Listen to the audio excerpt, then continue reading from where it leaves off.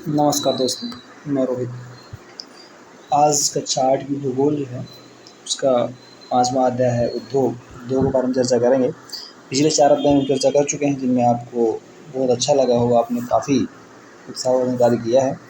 और आइए हम देखते हैं उद्योग। अगर हमारे चैनल पर नए हैं तो प्लीज़ सब्सक्राइब करें, लाइक करें, कमेंट करें और अपने दोस्तों को शेयर करें ताकि हमारा ये वीडियो सभी तक पहुँचे और उन सभी को लाभ मिल सके। आइए हम चर्चा करते हैं उद्योग क्या होते हैं।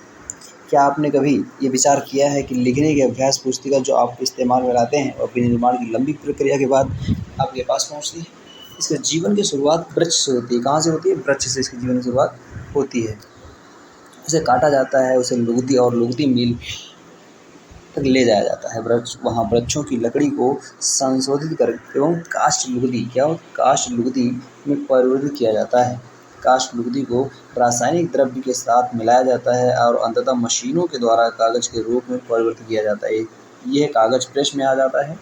ये कागज प्रेस में जाता है जहाँ रसायनों से निर्मित स्याही को इस्तेमाल पृष्ठों पर रेखाएं छापने में किया जाता है। इसके उपरांत पृष्ठों की अभ्यास पुस्तिका के रूप में बांधकर एवं पैक करके बिक्री के लिए बाजार भेज दिया जाता है। अंत में यह आपके हाथों में पहुंचती है। द्वितीय क्रियाकलाप विनिर्माण जो होते हैं, कच्चे माल को लोगों के लिए अधिक मूल्य के उत्पादों के रूप में परिवर्तित किया जाता है। जैसा कि आपने देखा होगा कि लुगदी कागज के रूप में कागज अभ्यास पुस्तिका जो अभ्यास पुस्तिका है रूप में ये विनिर्माण प्रक्रिया के दोनों चरणों को प्रदर्शित करते हैं। उद्योग क्या है? उद्योग संबंधी चर्चा करेंगे कि उद्योग का संबंध आर्थिक गतिविधि से है जो कि वस्तुओं के उत्पादन, खनिजों के निष्कर्षण अथवा सेवाओं की व्यवस्था से संबंधित है। इस प्रकार लोहा यानी बात कर रहा है कि लोहा इस्पात उद्योग वस्तुओं के उत्पादन से संबंधित है। कोयला खनन उद्योग कोयलों को धरती से निकालने से संबंधित है तथा पर्यटन सेवा दोनों से संबंधित उद्योग है। ये क्रियाकलाप से देखते रहेंगे और ये देव है जो 11वें आता है कागज का पुनर्निर्माण पुनर्चक्रिया में दिया गया है। उद्योग का वर्गीकरण कैसे होता है हम चर्चा करेंगे। उद्योगों का वर्गीकरण कच्चा माल, आकार और स्वामित्व के आधार पर किया जाता है। किसके आधार पर? कच्चे माल, आकार एवं स्वामित्व के आधार पर किया जाता है। कच्चा माल क्या है देखेंगे। कच्चा माल के उपयोग के आधार पर उद्योग कृषि आधारित, खनिज आधारित, समुद्र आधारित, वन आधारित हो सकते हैं। कौन से आधारित? इतने आधारित भी हो सकते हैं। उद्योग कृषि आधारित, खनिज आधारित और समुद्र आधारित, वन आधारित हो सकते हैं। अब कृषि आधारित क्या है चर्चा करेंगे। कृषि कच्चे माल के रूप में वनस्पति और जंतु आधारित उत्पादों का उपयोग करते हैं। खाद्य संसाधन, वनस्पति तेल, सूती वस्त्र, डेयरी उत्पादन, चर्म उद्योग कृषि आधारित उद्योगों के उदाहरण हैं। अब खनिज आधारित उद्योग क्या है हम चर्चा करेंगे। प्राथमिक उद्योग जो खनिज अयस्कों का उपयोग करके कच्चे माल के रूप में करते हैं। इन उद्योगों के उत्पादन एवं अन्य उद्योगों का पोषण करते हैं। अयस्क से निर्मित लोहा खनिज आधारित उद्योग का उत्पाद है। ये कई अन्य उत्पादों के विनिर्माण के लिए कच्चे माल के रूप में प्रयुक्त किया जाता है, जैसे भारी मशीनों, भवन निर्माण सामग्री तथा रेल के डिब्बे बनाने में। समुद्र आधारित उद्योगों यानी सागरों और महासागरों से प्राप्त उत्पाद का उपयोग कच्चे माल के रूप में करते हैं। समुद्री उद्योग, खाद्य प्रसंस्करण उद्योग और मत्स्य तेल निर्माण इसके कुछ उदाहरण हैं। वन आधारित उद्योग वनों से प्राप्त उत्पाद का उपयोग करके कच्चे माल के रूप में करते हैं। लुगदी एवं कागज, कौन से? लुगदी एवं कागज उद्योग औषध, रसायन, फर्नीचरों, भवन निर्माण वनों से संबंधित उद्योग हैं। आकार की दृष्टि से देखेंगे कि उद्योग के आकार का तात्पर्य निवेश की गई पूंजी की राशि, नियोजित लोगों की संख्या और उत्पादन की मात्रा से है। आकार के आधार पर उद्योगों को दो भागों में बांटा जा सकता है: लघु आकार उद्योग और बृहद आकार उद्योग। लघु आकार और बृहद आकार। कुटीर या घरेलू उद्योग छोटे पैमाने के उद्योग हैं जिसमें दस्तकारों के द्वारा उत्पादों का निर्माण हाथ से होता है। टोकरी, बुनाई, मिट्टी के बर्तन और अन्य हस्त निर्मित वस्तुएं कुटीर उद्योगों के उदाहरण हैं। बड़े पैमाने के उद्योग की बड़ी मात्रा में वस्तुओं का उत्पादन करते हैं, उनकी तुलना में छोटे जो मात्रा में होते हैं कम उत्पादन करते हैं। देखते हैं कि रेशम, बुनाई और खाद्य प्रक्रमण उद्योग लघु पैमाने के उद्योग हैं और ऑटोमोबाइल्स, भारी मशीनों एवं बड़े पैमाने के ये जो हैं बड़े पैमाने के उद्योग हैं। स्वामित्व के आधार चर्चा करेंगे। स्वामित्व के आधार पर उद्योगों को निजी क्षेत्र या राज्य स्वामित्व एवं सार्वजनिक क्षेत्र, संयुक्त क्षेत्र सहकारी क्षेत्र में वर्गीकृत किया जाता है कितने क्षेत्रों में, ये सब जो है इनका हमें वर्गीकृत किया जाता है। निजी क्षेत्र के उद्योगों का स्वामित्व, उसका संचालन या तो एक व्यक्ति या व्यक्तियों के समूह द्वारा किया जाता है। सार्वजनिक क्षेत्र के उद्योगों का स्वामित्व संचालन सरकार द्वारा किया जाता है। क्या होता है, स्वामित्व का संचालन सरकार द्वारा किया जाता है। जैसे हिंदुस्तान एरोनॉटिक्स लिमिटेड और steel authority of India limited दी हुई संयुक्त क्षेत्रों के उद्योगों का दिया हुआ होता है।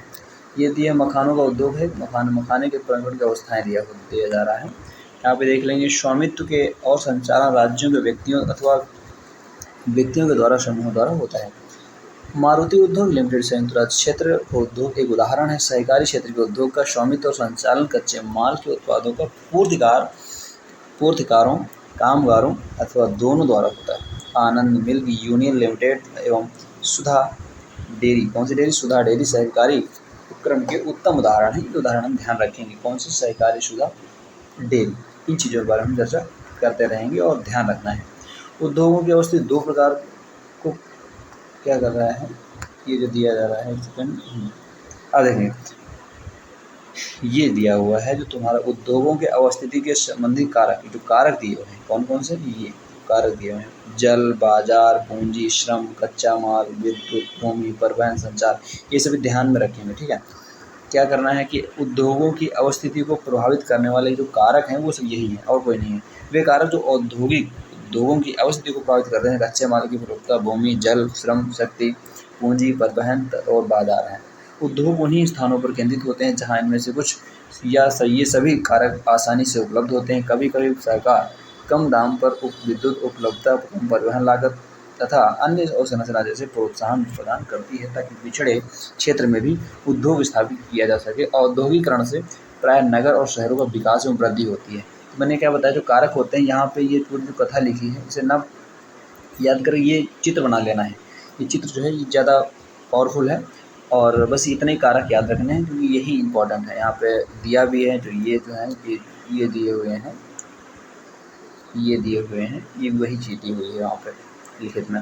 औद्योगिक तंत्र क्या है, तंत्र के बारे में। औद्योगिक तंत्र में निवेश, प्रक्रम और निर्गत शामिल है। निवेश पैसे पहले लगाओ, प्रक्रम स्टार्ट होने दो, चलने दो और निर्गत में निकालो इसे। निवेश में कच्चे माल, श्रम और भूमि की लागत, जल की उपलब्धता, परिवहन, विद्युत और अवसंरचना शामिल है। प्रक्रम में कई तरह के क्रियाकलाप शामिल हैं जो कच्चे माल को परिष्कृत माल में परिवर्तित करते हैं। निर्गत अंतिम उत्पाद और इससे अर्जित आय है। सूती वस्त्र उद्योग के संदर्भ में कपास, मानव श्रम, कारखाना और परिवहन लागत निवेश हो सकते हैं। प्रक्रमों में कुटाई कटाई क्या होता है, कुटाई कटाई, बुनाई, रंगाई और छपाई शामिल है। कमीज जिसे आप पहनते हैं वो एक उत्पादन है, और देखेंगे यहाँ पे कि औद्योगिक प्रदेश क्या होते हैं, कहाँ हैं औद्योगिक, कौन कौन से हैं। औद्योगिक प्रदेश का विकास तब होता है जब कई तरह के उद्योग एक दूसरे के निकट स्थित होते हैं। क्या होता है, जब कई सारे उद्योग एक ही शहर में उपस्थित हो जाते हैं तो वो औद्योगिक प्रदेश कह देते हैं और वे अपनी निकटता के लाभ आपस में बांटते हैं। विश्व के प्रमुख औद्योगिक प्रदेश से पूर्वोत्तर अमेरिका, पश्चिमी और मध्य यूरोप, पूर्वी यूरोप और पूर्वी एशिया मुख्य औद्योगिक प्रदेश अधिकांशतः शीतोष्ण कटिबंधीय क्षेत्रों, समुद्री पत्तनों के समीप और निवेश तौर पर कोयला के निकट स्थित क्षेत्र होते हैं।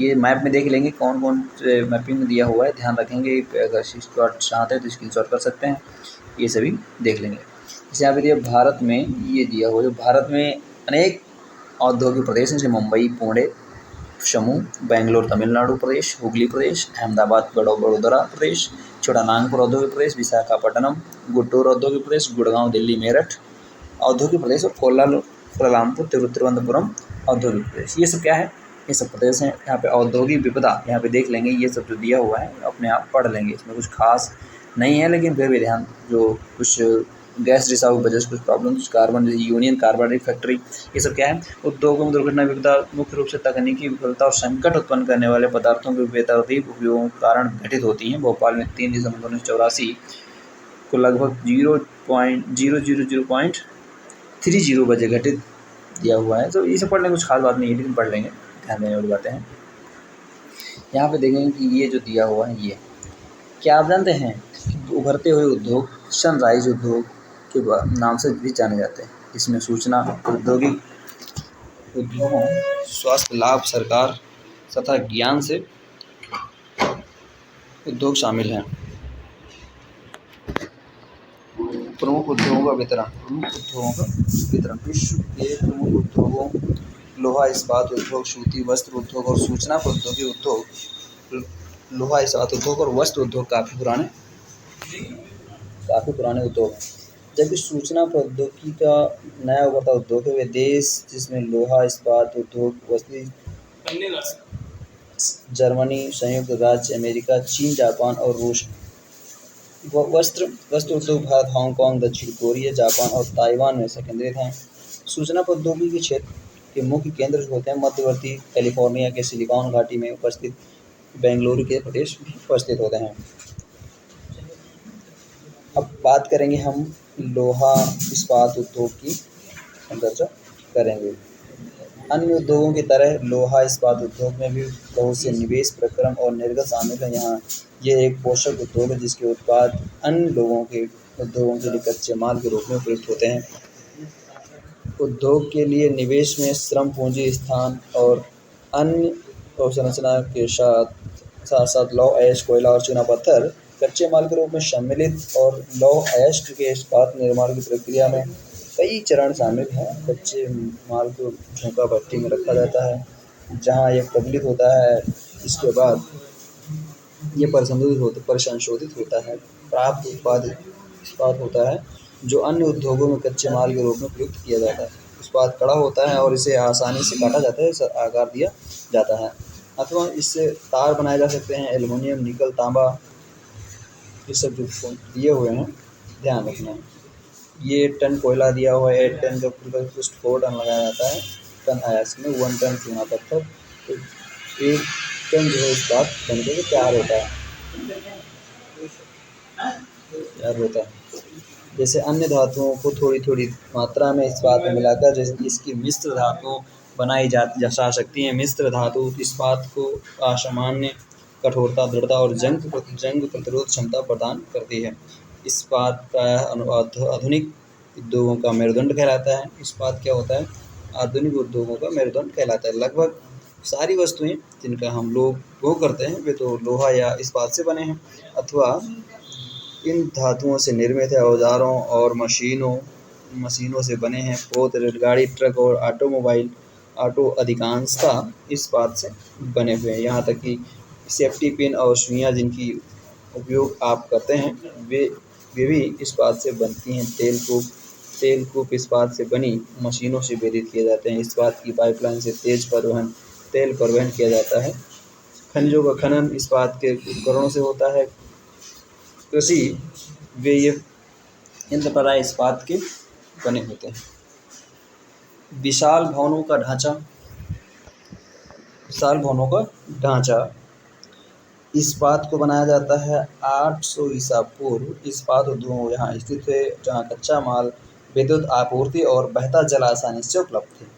बाद में उद्योगों के लिए आदर्श स्थिति कोयला क्षेत्र के समीप नहरों की रेलवे क्या होता है कि रेलवे के निकट थी। 1950 के बाद लोहा और इस्पात उद्योग समुद्र पत्तन के निकट सपाट भूमि के विशाल क्षेत्रों में केंद्रित होने शुरू हुए। ऐसा इसलिए हुआ क्योंकि इस्पात निर्माण का कार्य इस समय तक बहुत विशाल हो गया और लौह अयस्क विदेशों से आयात करना पड़ता था। भारत में लोहा इस्पात उद्योग कच्चा माल, सस्ते श्रमिक, परिवहन और बाजार का लाभ होते हुए विकसित हुए।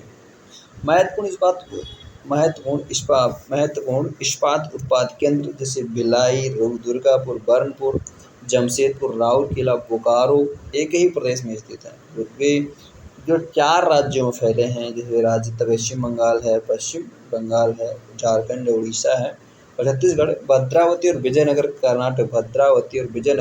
कर्नाटक में, विशाखापट्टनम आंध्र प्रदेश में, सलेम तमिलनाडु में अन्य महत्वपूर्ण इस्पात केंद्र हैं जो स्थायी रूप साधनों का उपयोग कर रहे हैं। ये जो मैपिंग में दिया हुआ है, मैपिंग में ध्यान रखेंगे, मैपिंग को अपने आप देख लेंगे, इसमें खास वाली बात नहीं है।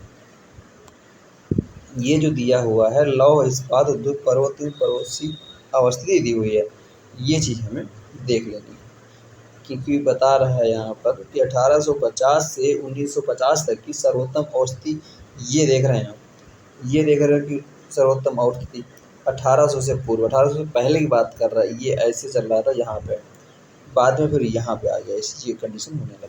ठीक है, आगे देखते हैं, आगे चर्चा करेंगे। जो मशीन दी हुई है, ये मशीन बारे में देख लेंगे कि झोंका भट्टी में लौ एस के पास तक कैसे होता है, क्या होता है। पहले इसमें ये जो होता है झोंका भट्टी, यहाँ पे लौ एच चूना पत्थर और कोक डाला जाता है यहाँ से झोंका जाता है। गर्म वायु होता है, धातु मल यहाँ निकल जाता है, ये प्रज्वलित लोहा होकर यहाँ निकल जाता है। ठीक है, तो देख लेंगे, कुछ खास वाली बातें हैं, कुछ चीज़ों को हम देखते रहेंगे। अब हम बात करेंगे कि जमशेदपुर में कब क्या उत्पन्न हुआ है। कब जमशेदपुर 1947 से पूर्व भारत में केवल एक इस्पात का कारखाना था, Tata iron and steel company. कौन सी कंपनी? Tata iron and steel company, TISCO इसका नाम है। खासकर इसको हाफ ने फुल फॉर्म छोड़ो, शॉर्ट फॉर्म में देखते हैं, टिस्को। ये निजी स्वामित्व में था। स्वतंत्रता के पश्चात सरकार ने कार्य अपने हाथ में लिया और बहुत से लोहा इस्पात संयंत्र स्थापित किए। झारखंड में स्वर्णरेखा और खरकई, कौन सा? स्वर्णरेखा और खरकई नदियों के संगम के समीप साक्षी के में सन 1907 में टिस्को की शुरुआत की गई थी। बाद में साक्षी का नाम बदलकर जमशेदपुर रखा गया। भौगोलिक रूप से जमशेदपुर देश में लोहा इस्पात केंद्र के रूप में सर्वाधिक सुविधाजनक स्थान पर है। ये जो दिया हुआ है, ये जो इस्पात दिए हुए हैं, कौन कौन से इस्पात कहाँ कहाँ दिए हुए हैं, कौन सी नदी है। ये एक नदी है, देख रहे हैं कि ये जो नदी है, ये जो नदी बह रही है, ये नदी जो बह रही है, इसी के किनारे हमारे जो है इस्पात केंद्र बने हुए हैं, यानी जो उत्पादन केंद्र है। तो यहाँ पे बना हुआ जमशेदपुर है और यहाँ पर गोट कोश है, सोनारी है, टाटा अस्पताल, टाटा इस्पात का कार्य यहाँ पे स्टार्ट होता है। ये जो है आदित्यपुर को देखते रहें, ये रेलवे स्टेशन। ठीक है, आगे बात करते हैं कि साक्षी को कई कारणों से इस्पात संयंत्र स्थापित करने के लिए चुना गया है। ये स्थान बंगाल नागपुर रेलवे पर काली माटी स्टेशन से मात्र 32 किलोमीटर की दूरी पर था।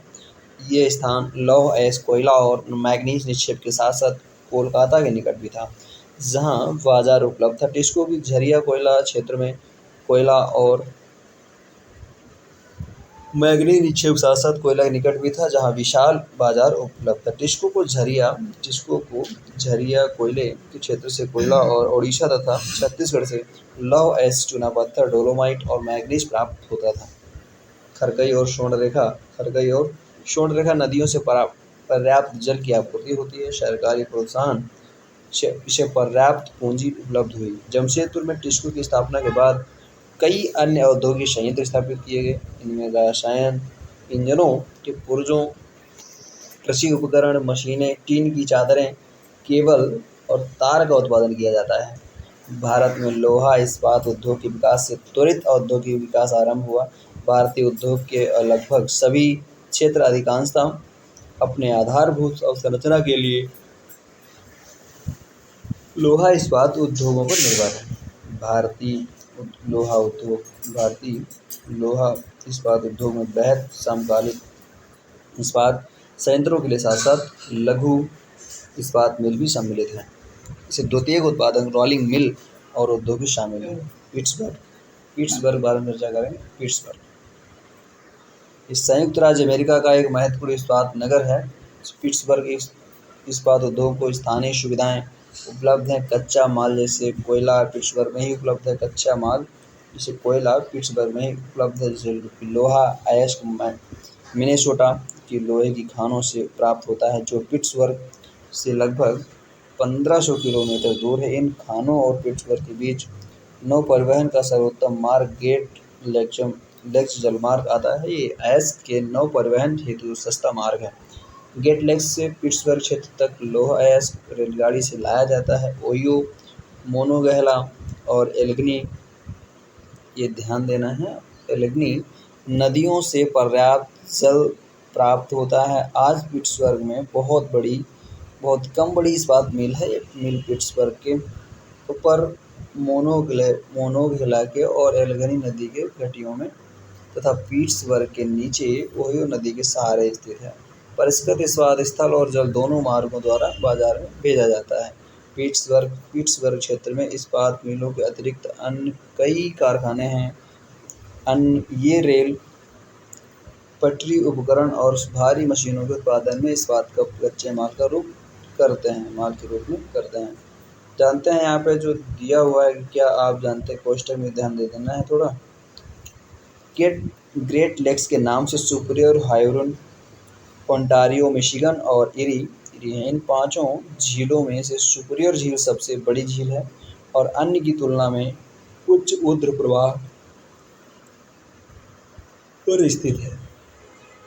सूती वस्त्र उद्योग की चर्चा करेंगे। सूती वस्त्र उद्योग क्या है? धागे से कपड़े की बुनाई एक प्राचीन कला है। धागे से कपड़े की बुनाई प्राचीन कला है। कपास, ऊन, सिल्क, जूट, कपास, ऊन, सिल्क, जूट और पटसन का प्रयोग वस्त्र निर्माण में होता है। उपयोग में लाए गए कच्चे माल के आधार पर वस्त्र उद्योग का वर्गीकरण किया जा सकता है।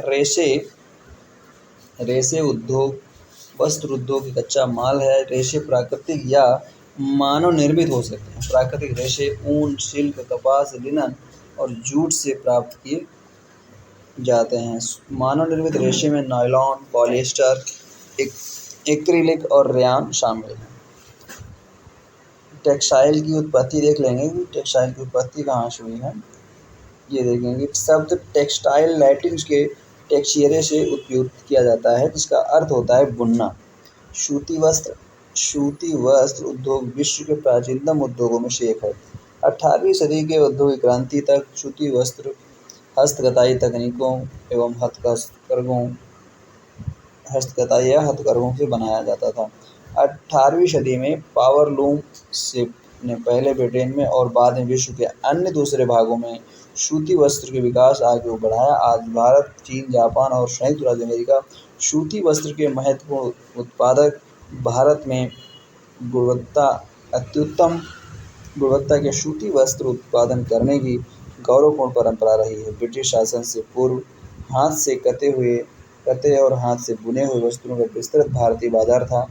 ढाका का मलमल, मसूलीपट्टनम की छीट और कालीकट की कैलिको तथा बुरहानपुर,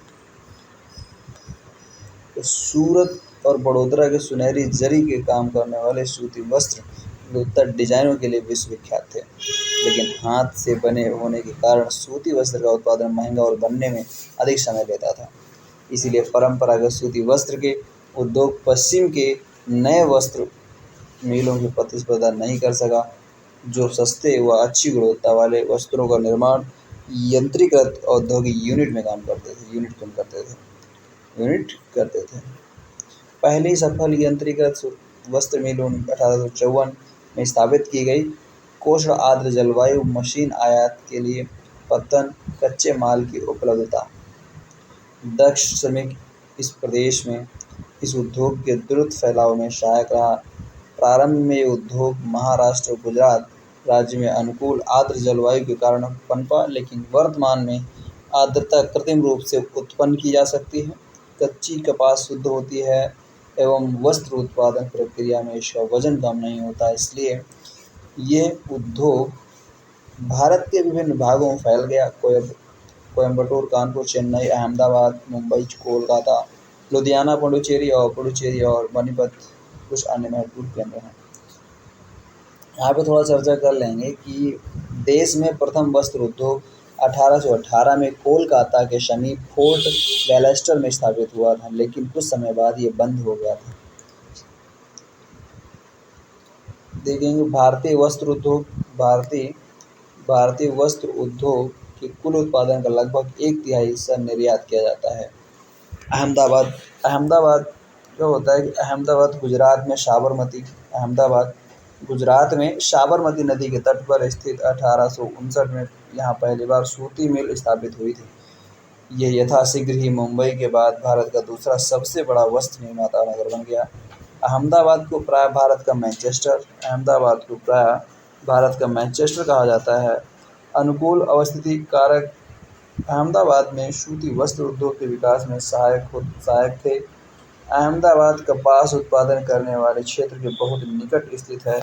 यहाँ कच्चा माल आसानी से उपलब्ध होता है। जलवायु कताई और बुनाई के लिए आदर्श है।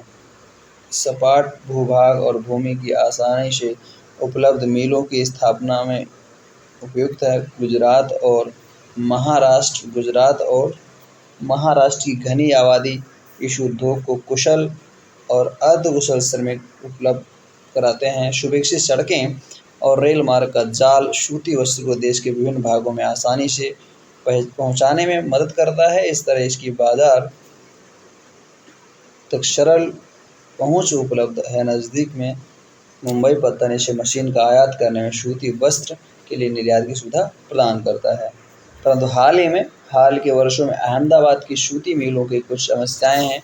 बहुत से वस्त्र मिल बंद हो चुके हैं। देश में नए वस्त्र केंद्रों का विकास और अहमदाबाद की मिलों में मशीन प्रौद्योगिकी का नवीकरण न होना इसका प्रमुख कारण है। ओसाका देखेंगे। ओसाका